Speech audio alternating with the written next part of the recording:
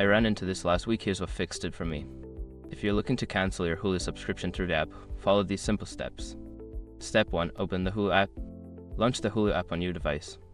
Make sure you are logged into the account you want to cancel. Step 2. Go to Account Settings. Tap on the account icon, usually located in the bottom right corner of the screen. This will take you to your account settings. Step 3. Manage Subscription. In the account settings, look for the option that says Manage Subscription or Subscription. Click on it to proceed. Step 4. Cancel Subscription.